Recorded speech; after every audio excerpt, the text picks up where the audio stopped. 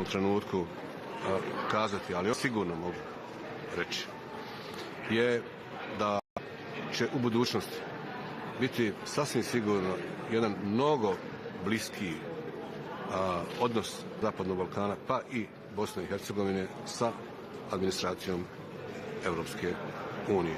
Šta će to konkretno značiti? Teško mi u ovom trenutku da kažem i na kraju će to dati članstvo u Europskoj uniji. Mislim da se pomalo promijenila ili mijenja ta filozofija. Mislim da je prisutna svijest da mora mnogo više da vodi računa o stanju u državama Zapadnog Balkana i o Zapadnom Balkanu koji je praktično njen dio. Dakle, Zapadni Balkan je Europske unije, ali nije dio europskih institucija. I to je ono.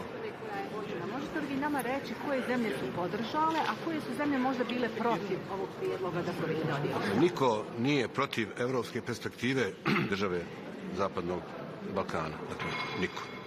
Snažno su svi za europsku perspektivu svih 6 država Zapadnog Balkana koje su aspiranti europsku perspektivu svih 6 država Zapadnog Balkana koje su aspiranti za članstvo u Europsku uniju, a nisu još uvijek članice Europske unije. Različita mišljenja kada je u pitanju način integracije, ispunjavanje uvjeta i tako dalje od države do države, ali sad to su detalji. Sada ne bih želio da ovdje govorim. Ja ću vam samo reći da Bosna i Hercegovina ima snažnu podršku, da postoje i brojne države koje podržavaju odmah sada bezuvjetni kandidat. Ima i onih država koje kažu da je Bosna i Hercegovina dužna da ispuni ove uvjete koji su pred nju postavljeni u mišljenju Europske komisije, dakle različiti pristup, ali su svi, doslovno svi, bez ikakvog izuzetka, bez ikakve rezerve za evropski put i Bosne i Hercegovine i svih drugih država Zapadnog Balkana. Gospodine Džaferović, uvjetni kandidatski status. Ko je Bosna i Hercegovina? Mnogo što govorilo. Nemojte da ja nagađam sada. Ja ne mogu da nagađam, da govorim šta bi značilo nešto zašto ne znam šta je. Mislim, ne bi to bilo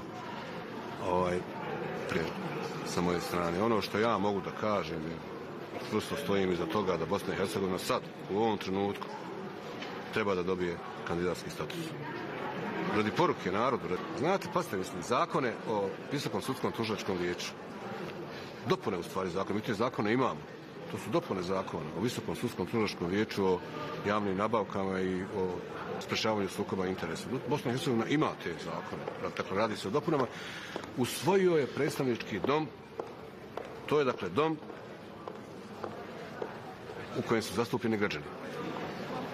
Dakle, to je dom koji je odraz izbornih rezultata. To je demokratski dom. Usvojio to. Dakle, jedna ogromna većina koja je iskazana u tom predstavničkom domu je usvojila te zakone. A kažu da smo usvojili te zakone da bi možda danas bila potpuno drugačija situacija kad je u pitanju kandidatura u Domu naroda, gdje postoji taj takozvani etnički veto. I to ovdje ljudi u Briselu treba da znaju. I to uradio. Dakle, poslao poruku toj ogromnoj većini u Bosni i Hercegovini koja želi odmah sada kandidatski status, što brži evropski put. I ohrabrio je. I na taj način obeshrabrio one koje su glasale protiv tih zakona u Državnom domu naroda, a vi znate koje su to snage. I ja se zalažem za takvu politiku. Kakvi su rezultati niza bilateralnih susreta? Jako sam zadovoljan sa svim tim sastancima. To su sastanci podrške njenom evropskom putu, reformama, napretku. To su sve bili prijatelji Bosne i Hercegovine. Zapravo, sve su ovo prijatelji Bosne i Hercegovine. Hvala vam. Da li slažete povređenim činjenicom da Ukrajina i Moldavija će da dobiti status kandidata, Bosna i Hercegovina neće? Rekao sam da je to nepravedno kada je u pitanju Bosna i Hercegovina. Rekao sam. Ukrajina proživljava, Bosna i Hercegovina je na svoj način proživjela 90. godina. Vi to znate. Bosna i Hercegovina, i to sam rekao, od 90. od pakta stabilnosti koji je održan u Sarajevu na evropskom putu. 22 godine, jel? I ako postoji država na svijetu koju je političkih razloga treba dodijeliti kandidatski status, onda je to Bosna i Hercegovina. Nema ništa protiv Ukrajine. Naprotiv, pozdravljam tu odluku i za Ukrajinu i za Moldaviju. Želim im sve najbolje. Ali mogu donijeti da se pri tome nije vodilo dovoljno računa o geostrateškim, geopolitičkim razlozima kada je u pitanju Bosne i Hercegovine. I nadugo sam i naširoko odgovarao na pitanje vaših kolega, elaborirajući ovu tezu. Dakle, nemam ja pravo da kažem i da sam povrijeđen i da sam nepovrijeđen. Ja imam obavezu da kažem nešto pošteno ili nije pošteno i rekao sam što mislim. Među ostalim liderima što država Evropske unije, što Zapadnog Balkana, pre svega Zapadnog Balkana, da li je pao entuzijazam? Pa nije. Janska agresija na Ukrajinu ujedinila u stvari Evropsku uniju. Potpuno je ujedinila. U odgovorima koje treba dati izazove koji nastaju tom ili koji su nastali tom agresijom i invazijom. Tako da je atmosfera vrlo konstruktivna. Atmosfera je u stvari sve što smo danas imali. I države članice i misije, a ovi gdje spada i Bosna i Hercegovina sa Zapadnog Balkana nisu u stanju da donose te odluke. Mi hoćemo da budemo dio tog mehanizma, da učestvujemo u donošenju odluka. Atmosfera je vrlo konstruktivna, dobra.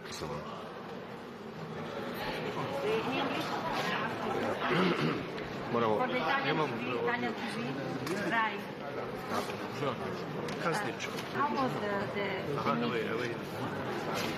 How then? That's it.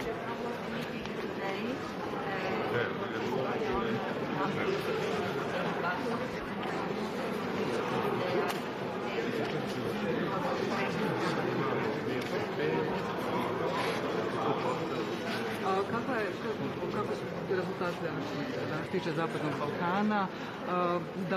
Kako je vaše mišljenje o svemu onom što se desilo jer je Ukrajini i Moldaviji odobren status kandidata, Bosni i Hercegovini nije? Da li ste nezadovoljni, razočarani, što očekujete da se desi?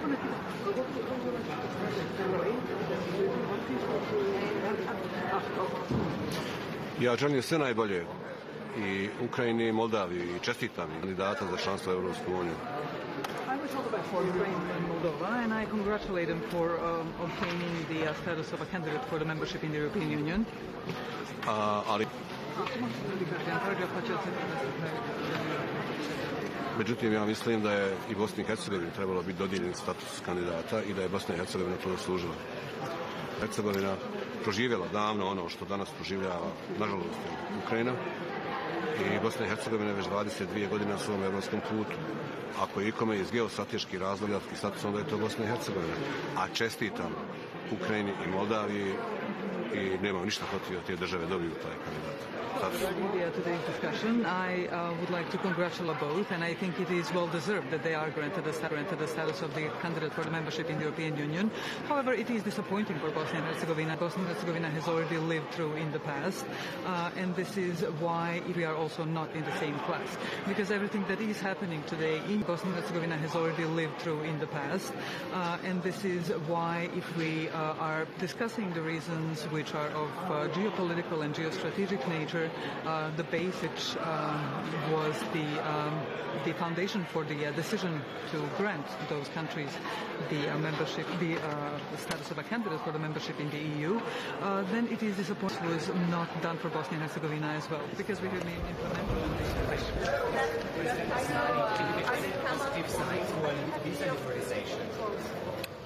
We've heard a lot of statements towards the Republic of Kosovo today.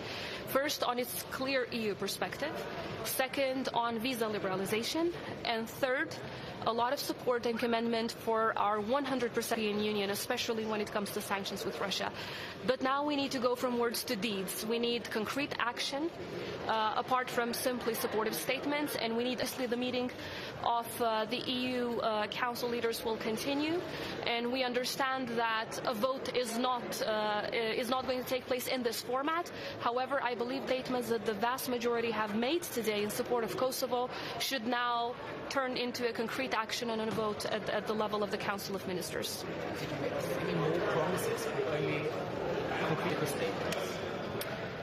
Well, I have to say that this has been the single most positive set of statements that we have heard so far on visa. Even countries that used to be hesitant in the past, many of them have shown support today, concrete support, and they asked for progress to be made in this direction. And I wouldn't like a single European country for their support, because obviously we count on all. And as I said today during the meeting, we count on their leadership, because as long as vacuum is allowed in the Western Balkans, obviously Russia's malign and malicious intentions. Thank you. Thank you.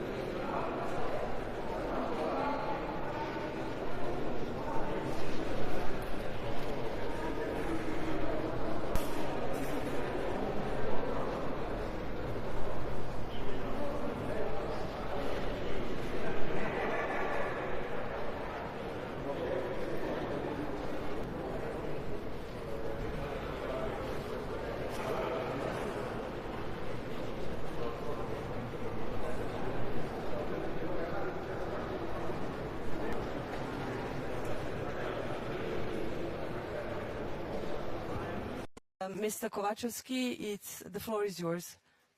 Thank you. So for the media, I will first address in Macedonian, and then I will do the same address in English, because we have from North Macedonia media. Почитувани представници на медиумите, почитувани колеги, денешниот самит на Европската унија за Западен Балкан беше форум на кој ги разгледавме отворените прашања од национален и регионален интерес за Западниот Балкан во контекст на последните геостратешки. Агресија во Украина представува закана за сите земји во регионот и во овој контекст проширувањето на Европската унија со земјите од Западен Балкан треба да се гледа како неопходност, но и влог во безбедност. Имајќи ги предвид околностите во кои се наоѓаме, на самитот денес изразив недоволство од динамиката со која се одвиваат процесите за пристап и отпочнување на преговори. Северна Македонија е 10 години. Договорот за стабилизација и асоциација го потпишавме пред точно 21 година. Во март 2020 година Европскиот совет донесе одлука за безусловен старт на преговорите помеѓу Северна и Европската унија. Но еве сме тука денес, а преговорите се уште не се започнати. Ќе бидам директно, која реално го немаме на располагање. Северна Македонија и Албанија, но и регионот не смееме да дозволиме да тапкаме во место поради една земја членка која едноставно не успева да се искоординира и нашиот европски пат. Не смееме да дозволиме билатералните прашања да станат мултилатерален проблем. Северна Македонија е земја која светот денес ја препознава како земја која успева преку отвор и тешки прашања. Како земја која е посветена на изнаоѓање заеднички прифатливи решенија кои се базирани на европски вредности и достоинство на граѓаните. Со истата идеја ние влеговме и во проговори со Бугарија. Искрено и со желба истите да се поставени на европски вредности. Месеци наназад инсистиравме да си го посветиме времето и вниманието кон иднината и кон изнаоѓање решенија кои ќе го престапување и за Северна Македонија и за Албанија. Бугарија пак од друга страна реши да се врати во минатото и повторно да постави блокада која никому не оди во прилог, освен на одредени трети страни кои ќе има полнат празнините кои неминовно ќе се отворат со вакви непромислени чекори, што е исклучително важно од геостратешки аспект. Северна Македонија досега направи многу. Ние донесовме многу тешки одлуки, посветено на реформите дома, а со цел европеизација на општеството. Време е Европската унија да ги исполни своите ветувања пред да даде нови. Што се однесува до францускиот предлог, најпрво би сакал да дадете линии и во тој контекст би сакал уште еднаш да потврдам дека предлог кој би бил прифатлив, треба да ги гарантира клучните елементи. Чиста формулација за македонскиот идентитет. Историските прашања не можат да бидат критериуми во преговарачката рамка. Преговорите помеѓу Северна Македонија и Европската унија мора да почнат пред отпочнувањето на поња на бугарите, хрватите и црногорците во преамбулата на уставот. Цврсти гаранции и од Бугарија и од Европската унија дека Бугарија нема да условува со нови барања надвор од она што ќе биде договорено ката рамка и билатералниот протокол кој се уште не е усогласен со Бугарија. И секако, секој решение ќе треба да е консултирано со институциите на Република Северна Македонија. Таква што е во моментов е неприфатлив за мене, за председателот на државата, за владата, за коалиционите партнери и за граѓаните на Република Северна Македонија. Председателство се постигне разбирање за нашите позиции, ние сме подготвени да се вклучиме во разговори за истите, за да се започнат преговори до крајот на јуни. Сакам да порачам дека граѓаните на Северна Македонија може да се спокојни. Ние секогаш ги имаме во прв план стратешките интереси и цели на државата. Никој не може без наша согласност да наметне какво било решение. Европската унија е на потек. Во меѓувреме Северна Македонија, Албанија и Србија активно и практично ќе ги имплементираат 4 слободи на кои почива квалитетот на животот на граѓаните преку иницијативата Отворен Балкан. Иницијативата Отворен Балкан не е замена за Европската унија, но е контекстот кој е потребен додека да се приклучиме на семејството на Европската унија, додека би кредибилни забрзани евроинтеграцијски процеси. Денес воедно ја слушнавме иницијативата на председателот Макрон за воспоставување за целиот европски континент. Оваа иницијатива ја поздравуваме и сметаме дека е важно да се воспостави токму во овој момент. Но би сакале да видиме како ќе функционира и која била иницијатива од овој карактер не смее да биде замена за полноправно членство во Европската унија. Би сакал да заклучам со следново. Сите 27 лидери, 27 нации, 7 земји кои се приклучија на унијата. Сите се приклучија гордо со сите различности и со целосна почит за своите и за туѓите историски различности.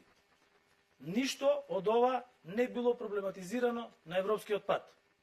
Тоа е она што и ние го посекуваме. Ништо повеќе и ништо помалку. Етничкиот, културниот и историскиот идентитет на мојот народ.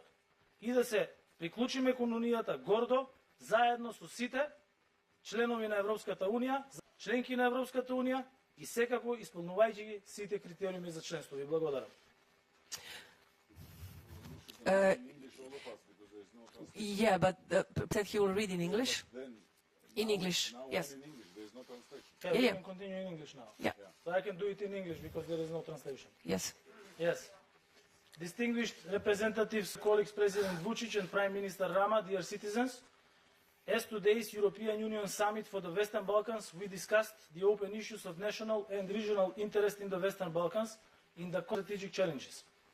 The Russian aggression on Ukraine is a threat to all countries in the region, and in this context, European Union enlargement to the Western Balkans should be seen as a necessity, but also in the security of the European Union. Given the circumstances we are in at today's summit, I expressed my government and my people's dissatisfaction with the dynamics of the accession process negotiations. North Macedonia has been a candidate member for also almost 18 years. We signed the Stabilization and Association Agreement exactly 21 years ago. In March 2020, the Union for an unconditional start of negotiations between North Macedonia and the European Union. But here we are today, and the negotiations have not started yet. I will be straightforward. Now is a serious problem and serious blow to the credibility of the European Union. We are wasting precious time, which we do not have at our disposal. I am stating now that my country, North Macedonia, but also the region, we can't be stuck in this situation because a single country simply fails to coordinate and ensure the unblocking of the European path for us. We must become a multilateral problem. North Macedonia is a country that is widely recognized as a country that manages through open dialogue to resolve burning and difficult issues. We are recognized committed to finding mutually acceptable solutions based on European values and the dignity of its citizens. With the same idea, we entered the negotiation process with Bulgaria, with honesty, the same on the European values. Months ago, we insisted on devoting our time and attention to the future and finding a solution that would unblock the accession process for both. Bulgaria, on the other hand, has decided to go back to the past and reimpose a blockade that does not benefit anyone, except for certain third parties who will have opened the gaps that will inevitably be opened by such reckless steps, which is extremely important from a geostrategic point of view. North Macedonia has done a lot so far. We have made very difficult decisions, dedicated to reforms at home in order to Europeanize our society. It is time for the European Union to fulfill its promises before giving new ones. As for the French proposal, to thank President Macron for his commitment and for his efforts to find a solution. In this dynamic process of working with the French presidency, we have announced our positions and our red lines, thus firm that a proposal that is acceptable to us should guarantee the following key elements: pure formulation of the Macedonian language in the negotiating framework and clear protection of the Macedonian historical issues cannot be criteria in the negotiation framework. Negotiations between North Macedonia and the European Union must begin before the procedure for constitutional changes for inclusion of Bulgarians in the preamble of our constitution. Strong guarantees from both Bulgaria and the European Union that Bulgaria will not make new demands conditional on what will be agreed in the negotiation framework and protocol that has not yet been harmonized with Bulgaria. And of course, any solution will have to be consulted and agreed upon with the institutions of the Republic of North Macedonia. The proposal is unacceptable to me, to the citizens, to the coalition partners, to the government, to the President of the Republic of North Macedonia. If during the French understanding about we are ready to actively take part in the process to start, that they should be at peace. I assure you, we always put the strategic interests and they should be at peace. I assure you, we always put the strategic interests and goals of the state first. No one can impose any solution without our consent. We did everything, the European Union is on the move. In the meantime, North Macedonia, Albania and Serbia will actively and practically implement the four freedoms on which the European Union rests. We will Europeanize our society life of the citizens through the Open Balkan Initiative. Let me be clear, the Open Balkan is not a substitute for the EU, but it is the context that we will need to join the European Union's family, credible and accelerated European integration process. Furthermore, today we also heard President Macron's initiative to establish a European political community as a platform for dialogue and decisions that are important for the entire European continent. We welcome this initiative and consider it important to be established at this moment, but we would like to see how it will work and specific goals are.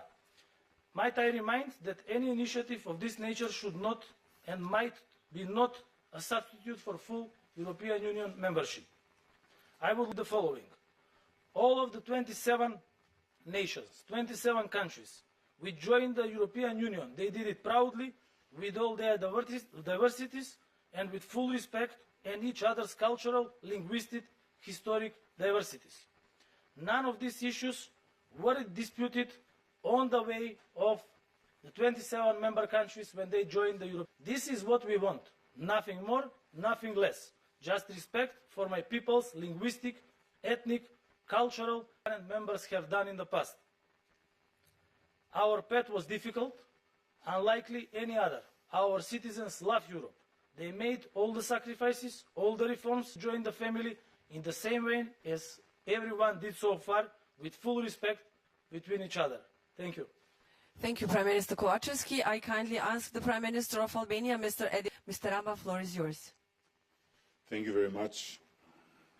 Thank you, everyone, for being here with us.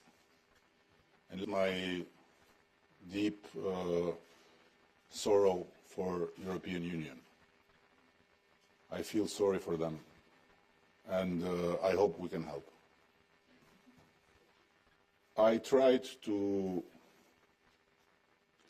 tell certain things in the meeting, and I'll share a few of them because I don't want to take as long as it took in the meeting.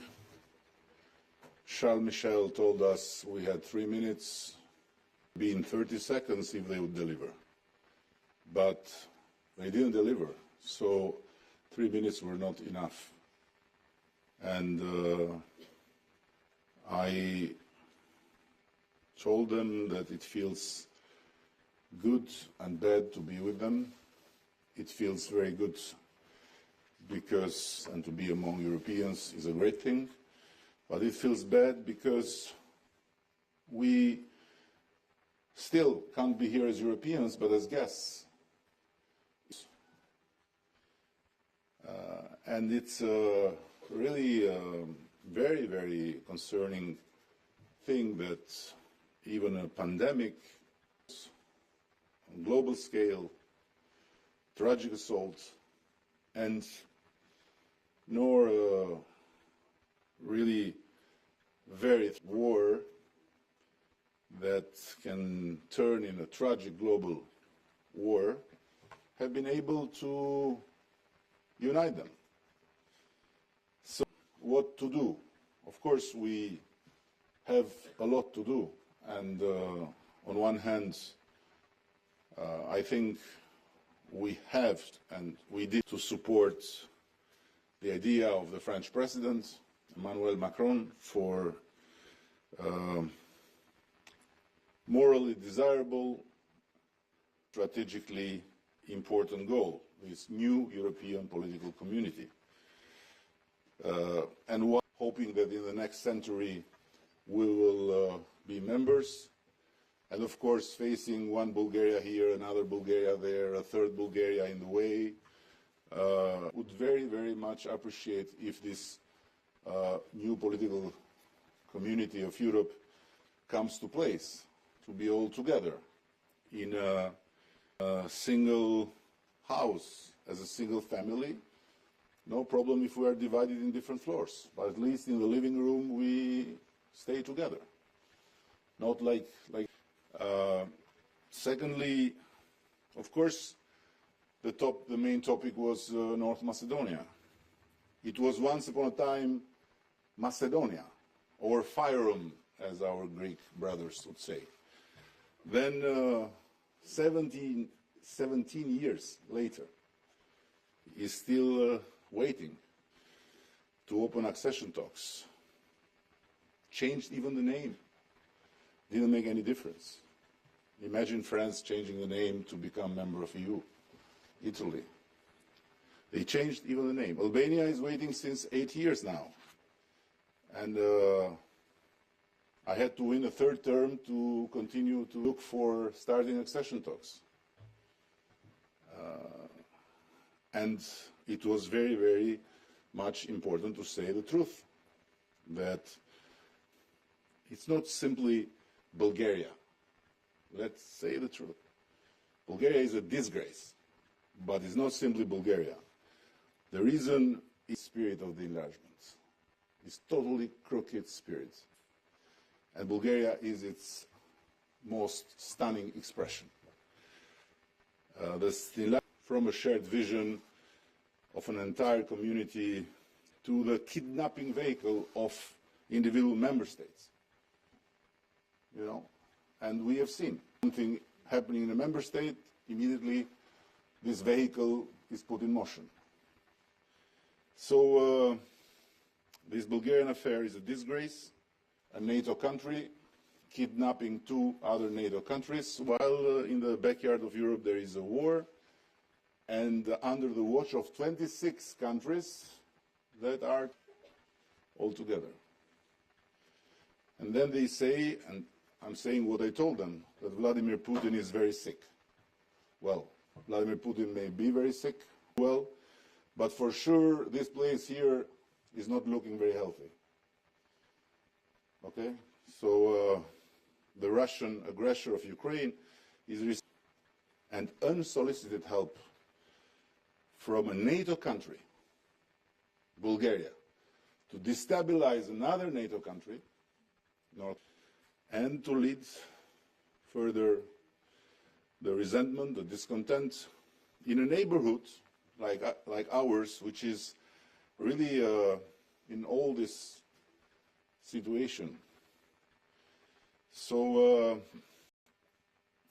we are not going to wait for Godot, of course. And before, I was so sorry for some optimist people yesterday that started to tweet, oh, we are there, oh, it's, no. And I didn't come here with the idea that something would happen, no. In Godot, it's very clear. Vladimir and Estragon and Albania, they are together. And Vladimir says to Estragon, shall we move? And Estragon says, let's move. But there is Samuel Beckett, the European Union. While we have moved and will continue to move to revive this spirit of Europe in our neighborhood, called Berlin. This is the name, Berlin, of the process of this attempted resurrection and of the vehicle we have created to make Berlin concrete and the real deal in the ground. So I've asked full unequivocal support for Open Balkan, because they are divided even in this, like they have to live in the Balkan, and they are divided even about the Balkan. What own neighborhoods. Anyhow, they mean well, by no doubt. And please do not take me wrong. This is a nice place. The pictures are very nice here. Words are nice. Would have been nicer if they would deliver, but we are not so nice in the Balkans, so we don't give up.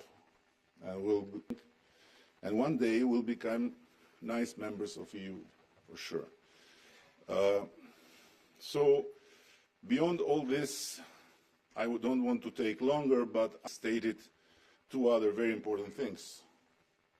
There is another kidnapping in process, which is the kidnapping of the citizens of Kosovo, who are not allowed.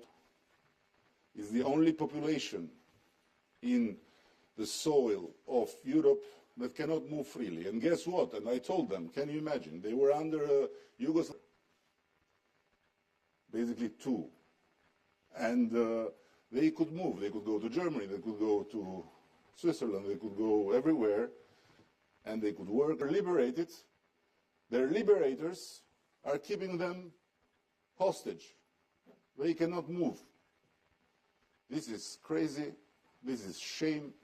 And the people should be allowed to move freely. Secondly, I had to voice something, and I feel so sorry that was needed to be said, because normally everyone should know it, that Serbia is in a different position. Serbia is a totally different reality. Try to explain to them that it's about a country where Vladimir Putin's popularity is 80%. And it's a country, the opinion is not so keen to run and to come to Brussels. Quite the contrary. But it's a country that out of any, even myself, you know, and I didn't even call Alexander because I was afraid that he on the other side, and this would have been the end of any relation. And I was thinking it would be an abstention. 3 times West, voting even to expel lining with the European Union West, voting even to expel Russia from the Human Rights Committee. So I understand the stretching of it to its limits with regard to sanction requests. And I've said it publicly, I've said it in Tirana, I've said it here. It's what I think. Because Serbia is simply not in a position to deliver as much as fast, and stretching it risks to make the total contrary effect. And then, who would pay would be the Serbia, but even worse would be the people of our region. This is very, very clear. So, let alone the Open Balkan or the Berlin Process, we don't want a war. We don't need conflicts, blood, and tensions back in our region, and let's push further in the direction we have picked. So I told them, let's keep it that way. And there are many blows, so they should not help another blow. And that's it. This is what I believe. So to conclude, my last appeal to them was, don't let that faith.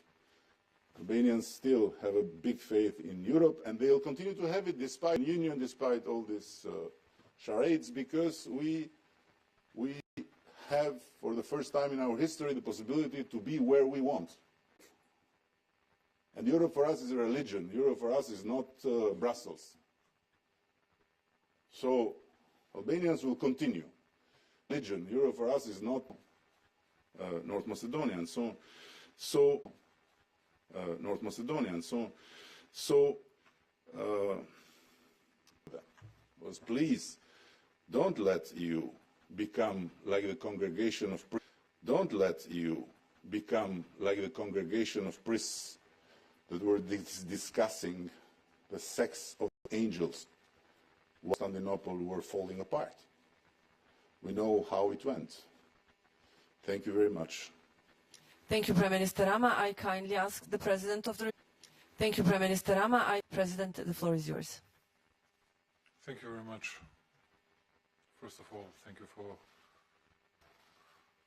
Dimitar and Adi. They were speaking on behalf of themselves, and I'll do the same, but we do understand each other, and Serbia was very supportive to opening of negotiation process with North Macedonia and Albania, and but actually, once again, nothing happened. I believe that our friends from Skopje and Tirana deserved the negotiating process, and I believe that they're going to get it, and I believe that they're going to get it as soon as possible. And it's not just a formal demand, request, plea, something that is necessity, because both countries did everything in accordance with European regulations. People of North Macedonia and Albania deserved it. I have to say something in a more optimistic way, and something that will confirm which means that if you do an analysis of our cooperation with the European Union, you can see that, let's say, in the first 4 months, at least its trade turnover, its trade exchange with European Union for, you wouldn't believe it, almost more than 30%, which means that we're going to reach the euros, which is not that small amount even for such a big economic power as European Union is.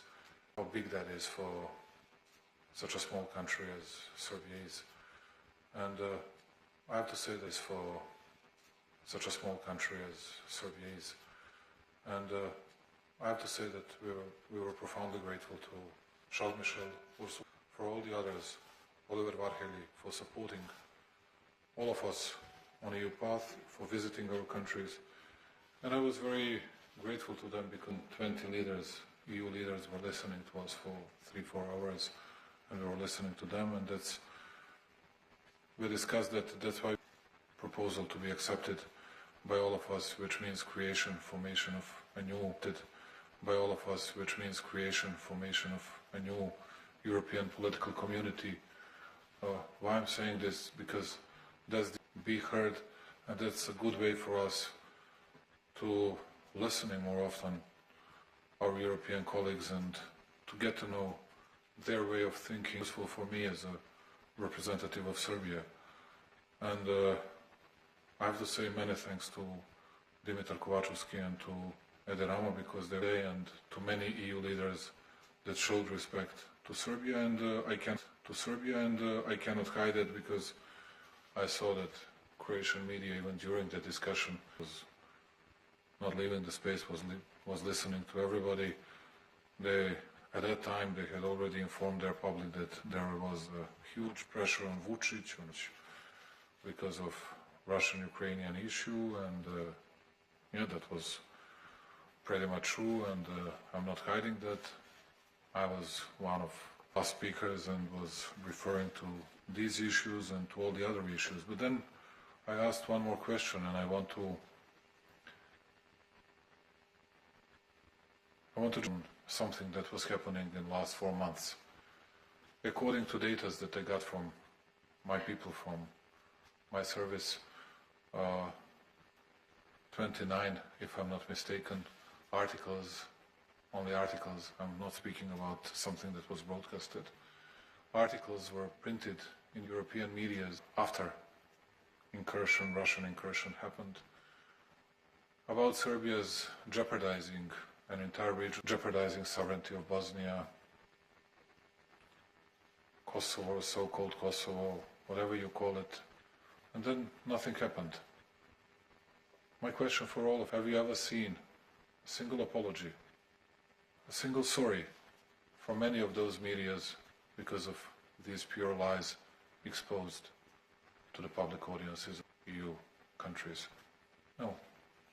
And we are not asking for justice, or I'm not here to justify the position, because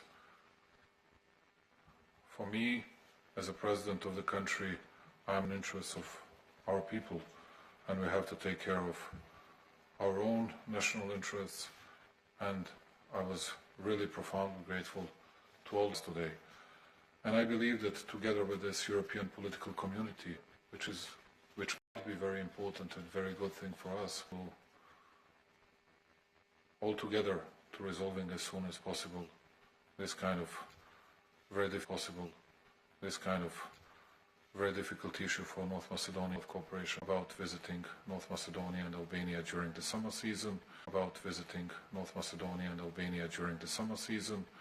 and saying good things. Work in Serbia, they got good things to Albanian and people from North Macedonia if they want to visit. Work in Serbia, they're going to get all working permits, and vice versa, saying the same to Serbian people. This is an open Balkan initiative which we are very proud of, and I had to say it was not the idea of any other people apart from us. The idea of any other people apart from us. 3 of us. It was Zoran Zaev at that time instead of Dimitar Kovačevski. But 3 of us, yeah, that was our idea. We wanted to start taking care of ourselves, of our own region, doing something good for us, for our people, taking care of the neighbors was the idea. And we heard in the meantime, one of them was saying it was Orban's idea. And Orban was present today, I was mentioning that. I've never spoken to Putin about it. We did that. Because we did it by ourselves. We didn't need anyone else. 3 Balkan nations and their representatives sat together, found a solution for at least some of their problems. Is it forbidden, or should that be banned, or what? Once again, many thanks to our European colleagues, because they really showed patience. I know that today is a big day for them because of Moldova, and it's good that we are now, dear friends, Eddie and Dimitar, because of the situation, but I believe that all of us can do a lot before December. What I promise young colleagues is that we'll do our best to reaching European standards on rule of law issues, further democratization else by December this year, and then I believe that we'll have, if I'm not going to say that we're going to be jubilant, then I believe that we'll have, if I'm not going to say that we're going to be jubilant in December than today.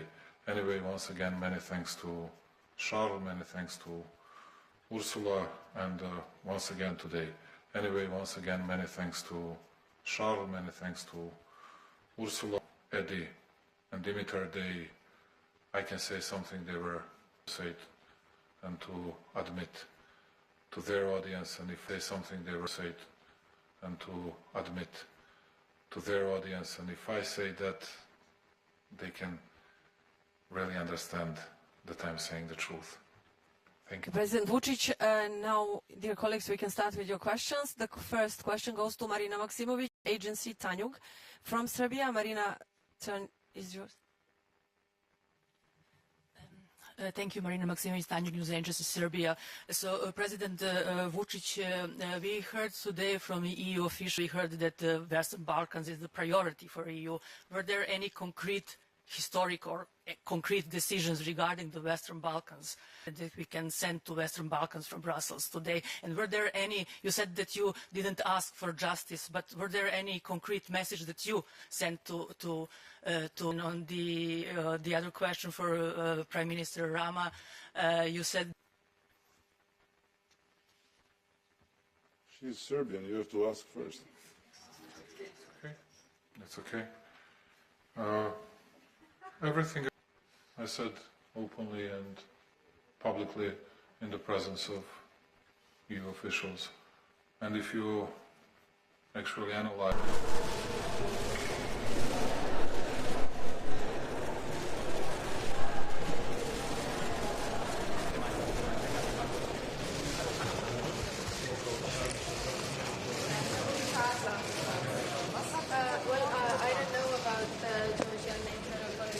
Das ist auf morgen eine ganz wichtige Entscheidung für die europäische Perspektive der Ukraine treffen. Und das wird Konsequenzen haben für Europa, aber natürlich auch ganz unmittelbar für die Ukraine und ihre Anstrengungen, dass wir es jetzt schaffen, die Bedingungen dafür möglich zu machen, die notwendig sind, geben für die Ukraine. Und gleichzeitig geht es darum, dass wir auch verstehen, dass wir uns selber erweiterungsfähig machen müssen. Reichen im Hinblick auf die Perspektive der Länder des westlichen Balkans. Wenn das gelingt, ist das gleichzeitig Reichen im Hinblick auf die Perspektive der Länder des westlichen Balkans. Denen ist schon 2003 in Aussicht gestellt worden, dass sie Mitglied der Europäischen Union werden können. Das Jahre sein. Und das ist ein Grund dafür, noch einmal neue Anstrengungen zu unternehmen, dass auch diese Länder eine Beitrittsperspektive realistisch jetzt bald umsetzen können. Man wird das jedenfalls aktiv unterstützen, dass wir hier Fortschritte erreichen und dass alle darauf rechnen können, dass die Zusagen, die Europa gibt, auch eingehalten werden, wenn man in seinem eigenen Land die notwendigen. Und genau das werden wir hier heute und morgen tun. Am Anfang gab es Skepsis über den Kandidaten, da ist jetzt doch große Einigkeit. Es ist wichtig, dass wir in Europa einig handeln. Deshalb habe ich in den letzten Tagen und Wochen mit vielen sehr intensiv gesprochen und habe ganz bewusst den französischen Präsidenten, dem italienischen Ministerpräsidenten und dem rumänischen Präsidenten in Kiew hatte ein Zeichen gesetzt, das vor die mögliche Einheit hier auch geschaffen hat. Wie soll das funktionieren mit 30 Mitgliedstaaten? Klar, dass wir hier auch mehr Mehrheitsentscheidungen in den europäischen Räten gehören. Das geht doch ein großer Fortschritt. Es muss immer für uns auch klar sein, dass wichtige Fragen, die dann auch für die Zukunft entscheidend bleiben, nämlich die Frage des Rechtsstaats, der Demokratie, Das darf niemals in Zweifel geraten, dass das alle Mitgliedstaaten für sich zur Wesensbedingung Perspektiven erklären, aber eben auch zu einer Wesensbedingung der Europäischen Union. Schönen Dank.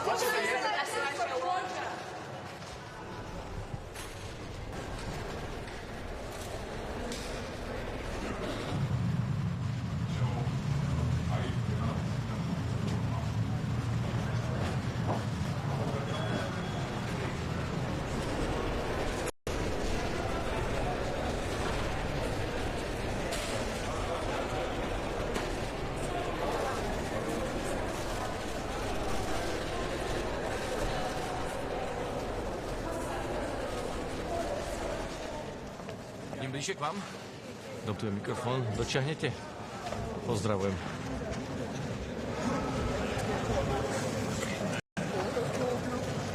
Dobre, takže...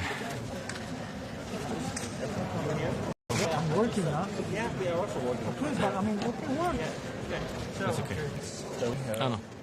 Čo to z hľadiska možno aj Slovenska, akým spôsobom to teda staviame k tomu západnému Balkánu?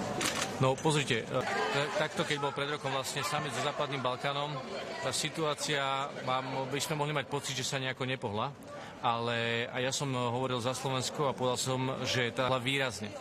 A deklarujem to na tom, že čo sa udialo za posledné 3 mesiace, akým výrazným spôsobom sa pohli aj členské štáty Európskej únie smerom nielen k Ukrajine, pozrime sa vôbec na to, ako sme založili celý ten proces na základe výsledkov jednotlivých krajín. Hovoríme o tom, že bude každá krajina vlastne mať možnosť sa uchádzať o člen založené práve na ich aktivitách a zároveň zo strany Európskej únie bude poskytnutá výrazná pomoc s reformami, ktoré musia absolvovať. Takže myslím si, že aj z týchto vecí jasne vidieť a môžu vidieť, ale vôbec aj krajiny Západného Balkánu, že tu došlo k výraznému posunu. A musíme naozaj prejsť od tých slov k skutkom. Toto je dôkaz toho, že k tým skutkom smerujeme a je to, dá sa povedať, myslím si, že aj taký nový impuls práve pre krajiny Západného Balkánu. Pre nás ako pre Slovensko, ale myslím si, že pre celú Európsku úniu je veľmi dôležité, aby sme rozvíjali tieto vzťahy s krajinami Západného Balkánu, súčasťou Európy a preto potrebujeme aj z hľadiska bezpečnostného, ale aj z hľadiska energií, z hľadiska proste ekonomickej spolupráce, potrebujeme s nimi túto spoluprácu silne rozvíjať v ich ceste do členstva Európskej únie. Ale premiér Albánska, pán Rama, hovoril o 26 impotentných krajinách, ktoré sa pozerajú na to, ako nevedia vyriešiť hlavne Macedónskom, čo sa samozrejme týka aj Balkánska.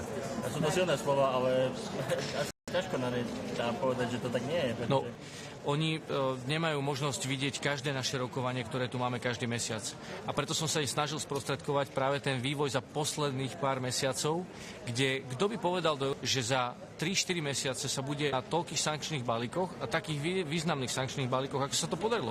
20. Tá diskusia prebieha, dobre možno zatiaľ je v rámci Európskej rady, ale aj dnes z úst mnohých lídrov práve pod týmto krajinám na ich ceste smerom do členstva je, myslím si, že jasným znakom, že sme sa posunuli. Za ceste smerom do členstva je, myslím si, že jasným znakom, že sme sa posunuli za ten rok. Aj to, že počuje z úst krajín, ktoré možno predtým boli viacej skeptické, vlastne tú otvorenosť práve toto riešiť. Myslím si, že vstupujeme naozaj do nového 10-ročia, kde budeme musieť riešiť paralelne viacero vecí. Jednak teda samotné rozširovanie, ale hovoríme aj formovať Európsku úniu znútra. Hovoríme o rôznych konceptoch práci s týmito krajinami, ktoré chcú byť našou súčasťou. Liberalizácia by bola intezinovským. Čo mi je spôsobom, lebo posledné štát, ktoré vyuznávajú pekne na Slovensku. Ako zrejme voči tomuto? Pozícia to veľmi jasná a v tomto opäť hral rolu práve Srbsko. Čiže to je situácia, ktorá musí byť vyriešená práve na ich úrovni a potom môžeme sa k tomu my vyjadrovať pri... alebo takto by som to asi nejako zhrnul. No.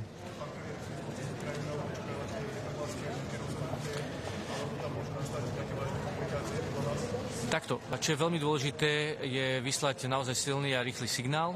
Myslím si, že tá diskusia prebehla a veci sú pripravené, takže ja budem veľmi rád a určite budem apelovať na to, tento signál vyslali čo najrýchlejší. Áno, tá diskusia práve pri tom západnom Balkáne tu ešte môže byť, je to legitímne, ale myslím si, že by to nemalo nejako ovplyvniť práve tú otázku. A teda Moldavska.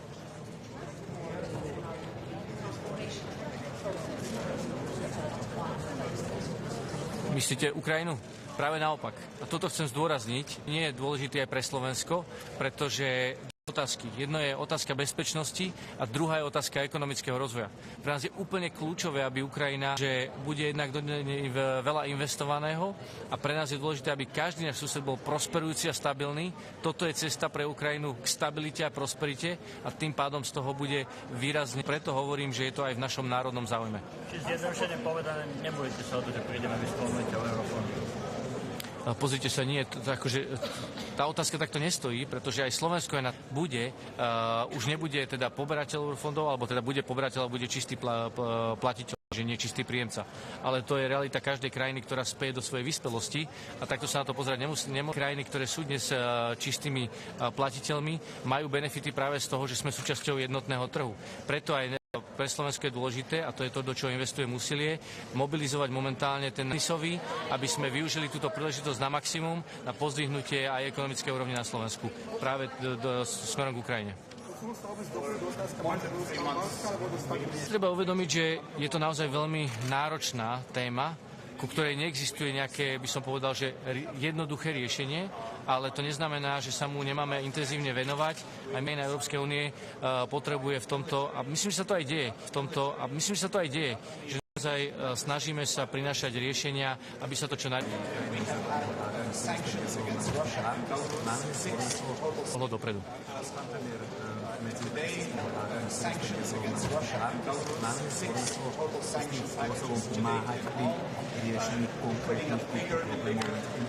Nielenže plánuje, Slovensko aj v tom je aktívne a tá diplomácia na Slovensku naozaj za posledné roky v tomto urobila veľkú prácu a my na to nadväzujeme, aj naša vláda na to nadväzuje.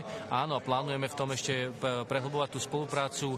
Podobne pôsobia v západnom Balkáne a chceme im pomôcť, tak ako som povedal, dať im tú šancu a pomôcť im. A to sa dá jedine cez intenzívne vzťahy, ktoré my rozvíjame a budeme ich rozvíjať ešte lepšie.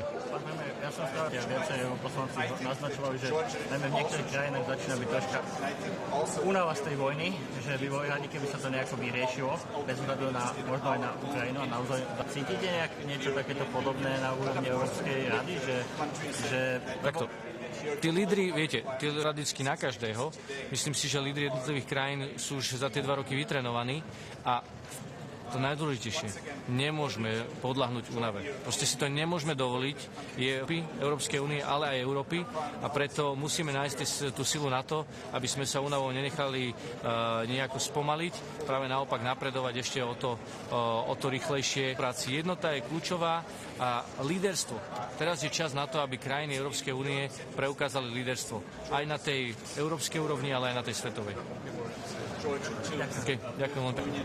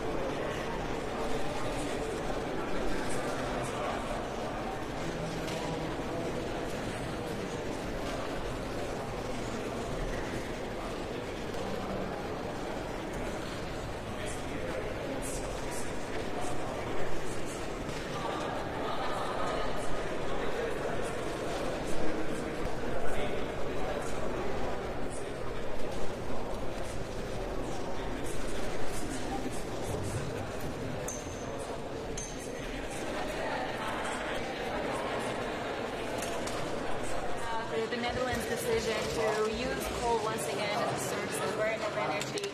Are you concerned that Russia will cut off trade? Well, we have to look at this situation step by step and day by day.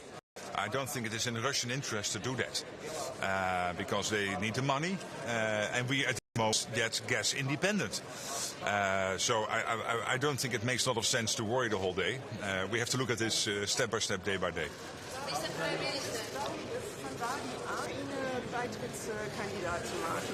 Yeah, the worry we had was that the Commission would rush into candidate status. I must say that Ursula von der Leyen came up with a very balanced outlook with Zelensky. I think it was in candidate status as possible. And of course, given geopolitical situation since the end of February, the horrible and completely against Ukraine, of course, that is also part of, let's say, the situation in which we discussed this. But I was a bit worried that the Commission might rush into, and I must say, I was mistaken of as a very thorough and fair assessment.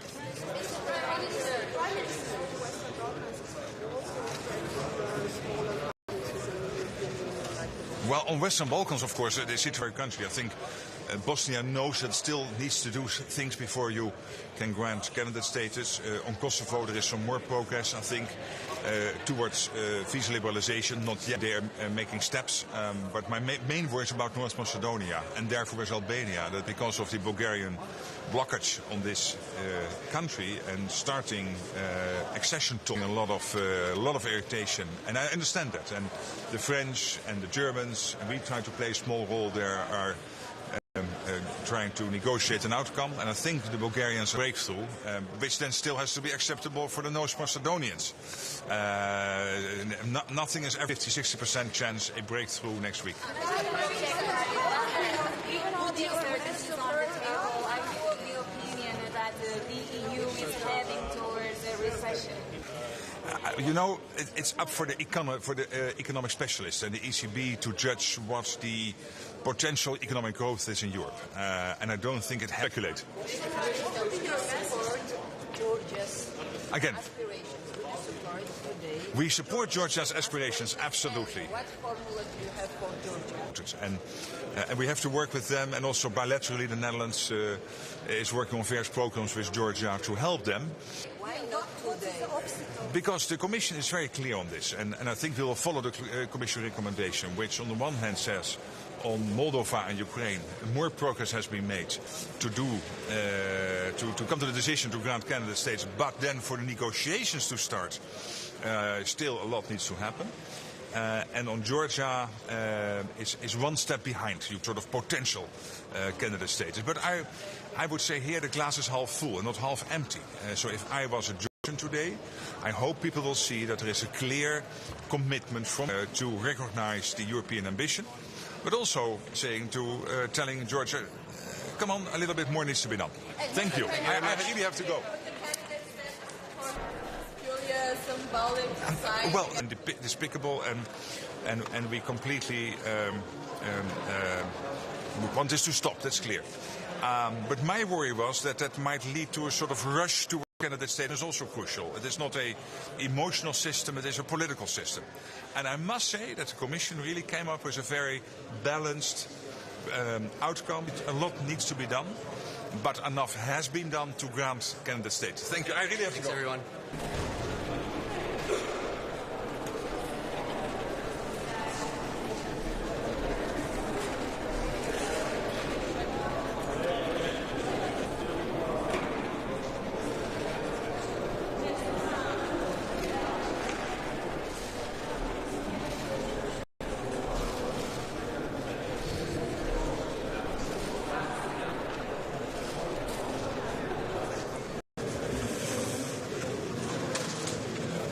Το Σφαιρτό Ευρωπαϊκό Συμβούλιο έχει μια ξεχωριστή σημασία καθώς θα επιβεβαιώσει την χορήγηση του καθεστώτος υποψήφιας χώρας στην Ουκρανία και στη Μολδαβία.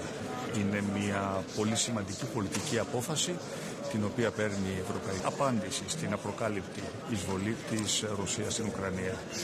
Η Ουκρανία έχει το δικαίωμα να διεκδικήσει την ένταξή της στην Ευρωπαϊκή οικογένεια. Η απόφαση να της χορηγηθεί το καθεστώς υποψήφιας χώρας στέλνει ένα σαφές μήνυμα από πλευρά της Ευρωπαϊκής Ένωσης, όχι μόνο στήριξης της Ουκρανίας σε αυτή τη δύσκολη συγκυρία, ανοίγματος και μιας πόρτας στον Ουκρανικό λαό να μπορεί να διεκδικήσει την ένταξή του πια στην Ενωμένη Ευρώπη.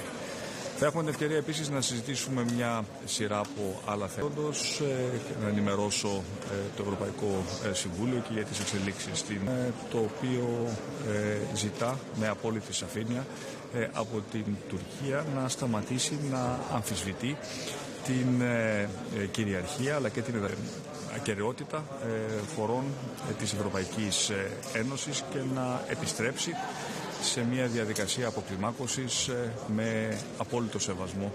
Ελπίζω πραγματικά η Τουρκία να εισακούσει αυτή τη φορά αυτές τις παρενέσεις, διότι μόνο με αυτόν τον τρόπο θα μπορεί να μειωθεί η ένταση, η ηθή στην Ανατολική Μεσόγειο τους τελευταίους 2 μήνες με αποκλειστική υπέτειο την γειτονά χώρα. Από εκεί και πέρα θα έχουμε την δυνατότητα αύριο στα πλαίσια κορυφής του ευρώ να συζητήσουμε τις εξελίξεις στο μέτωπο της οικονομίας.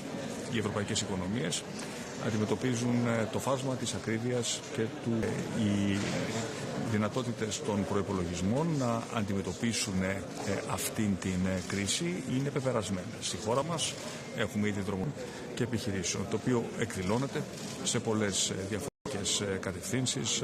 Μόνο αυτή τη στιγμή τρέχουν από πλευράς κυβερνητικής πρωτοβουλίες, 3 πρωτοβουλίες, το Fuel Pass, το Power Pass, αλλά και η αντικατάσταση των ενεργοβόρων κλιματιστικών. Όλα αυτά σε συνδυασμό με την πολιτική μείωση η οποία έχει δρομολογηθεί από την κυβέρνηση παρέχουν ένα πλαίσιο στήριξης στα νοικοκυριά και στις επιχειρήσεις απέναντι στην ακρίβεια η οποία. Επειδή όμως το πρόβλημα αυτό είναι πρόβλημα ευρωπαϊκό, επειδή γενεσιουργός αιτία του προβλήματος αυτού έγκυται στις ιδιαίτερα υψηλές τιμές φυσικού αερίου και τις τιμές του ειδικού ρεύματος, θα επαναφέρω μαζί με τον Ιταλό Πρωθυπουργό το πια κατεπήγουν αίτημα να δρομολογηθούν τολμηρές πρωτοβουλίες σε ευρωπαϊκό η επιβολή ενός πλαφών στη χονδρική τιμή του φυσικού αερίου. Είναι ένα θέμα το οποίο το συζητάμε εδώ και αρκετό καιρό. Δυστυχώς μέχρι στιγμής δεν έχει υπάρξει η απαραίτητη κοινή. Ότι πια όλα τα μέλη του Ευρωπαϊκού Συμβουλίου αναγνωρίζουν ότι χρειάζεται μια συντονισμένη ευρωπαϊκή αντίδραση, η οποία να μπορεί να υποστηρίξει τους εθνικούς προϋπολογισμούς, έτσι να περιορίσουμε στο μέτρο του εφικτού τις αρνητικές επιπτώσεις από την ακρίβεια στα νοικοκυριά μας και στις επιχειρήσεις μας.